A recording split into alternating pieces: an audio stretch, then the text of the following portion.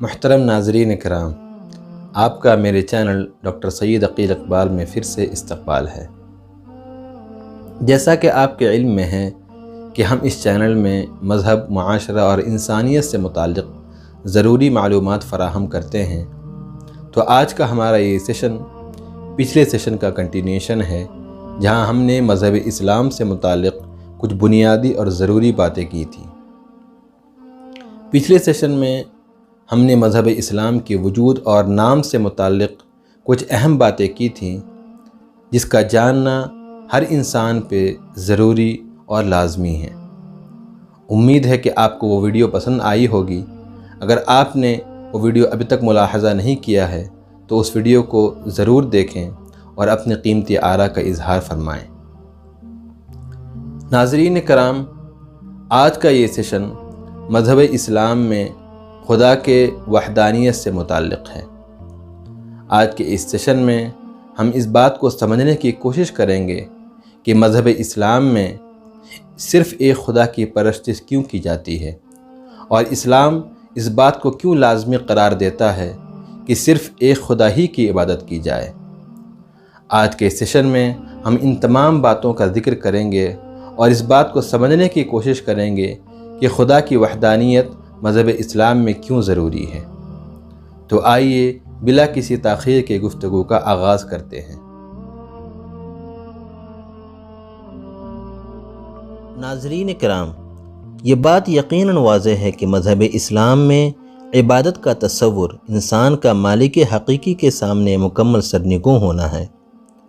اسی نسبت سے اسلام کا بنیادی تقاضا یہ ہے کہ عبادت صرف اور صرف ایک ہی ذات کی جائے اور اس میں کسی دوسرے انسان، جگہ یا چیز کو شریک نہ کیا جائے۔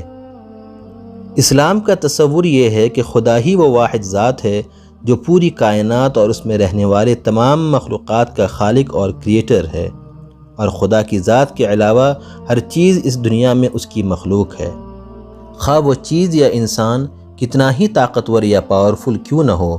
خدا کی خلقت کا تقاضا یہ ہے کہ عبادت صرف اور صرف اس کی ذات تک مختص ہو اور غیر اللہ کی کوئی شراکت نہ ہو۔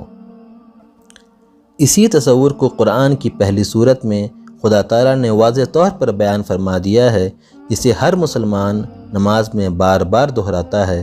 فرمایا، ایاک نعبد و ایاک نستعین، ہم آپ ہی کی عبادت کرتے ہیں اور آپ سے ہی مدد مانگتے ہیں۔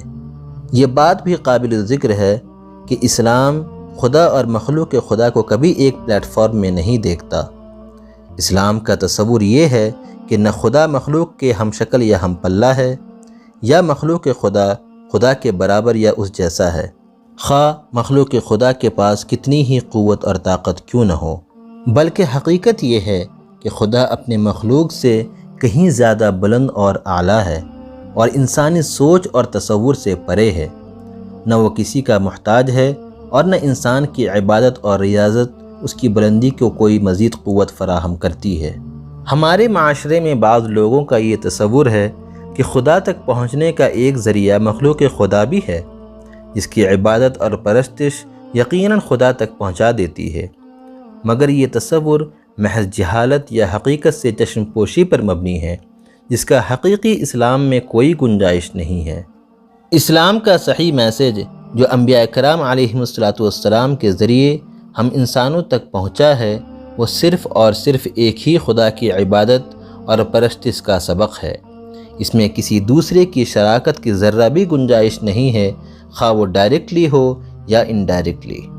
قرآن نے اس حقیقت کو بالکل واضح انداز میں سورۃ النحل کی آیت نمبر 36 میں بیان فرمایا، وَلَقَدْ بَعَثْنَا فِي كُلِّ أُمَّةٍ رَسُولًا أَنِ اعْبُدُوا اللَّهَ وَاجْتَنِبُوا الطَّاغُوتَ، فرمایا اور یقیناً ہم ہر امت میں کوئی نہ کوئی پیغمبر بھیجتے رہے ہیں کہ تم صرف اللہ کی عبادت کرو اور شیطان اور غیر اللہ سے بچتے رہو۔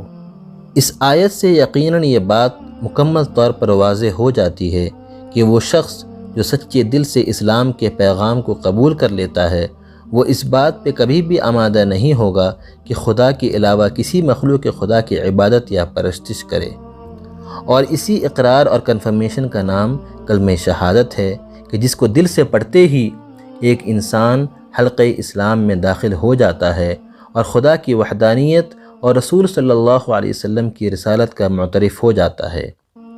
اس اعتراف اور اقرار کا ریوارڈ یہ ہوتا ہے کہ انسان کے پچھلے تمام گناہ معاف ہو جاتے ہیں اور بعد الموت اس کو جنت میں داخلہ کی ضمانت دی جاتی ہے۔ ناظرین کرام، اس گفتگو کو سماعت کرنے کے بعد مجھے یہ یقین ہے کہ آپ کے ذہن میں یہ بات مکمل طور پر واضح ہو گئی ہوگی کہ خدا کی وحدانیت کی کتنی اہمیت ہے، اور یہ بات بھی مکمل طور پر واضح ہو گئی ہوگی کہ اسلام کی بنیاد صرف اور صرف خدا کی وحدانیت اور رسول صلی اللہ علیہ وسلم کی رسالت کے اعتراف میں ہے۔ اگر آپ کے ذہن میں کوئی سوال ہو تو کامنٹ باکس میں اسے ضرور لکھیں، میں کوشش کروں گا کہ آپ کو تسلی بخش جواب فراہم کروں۔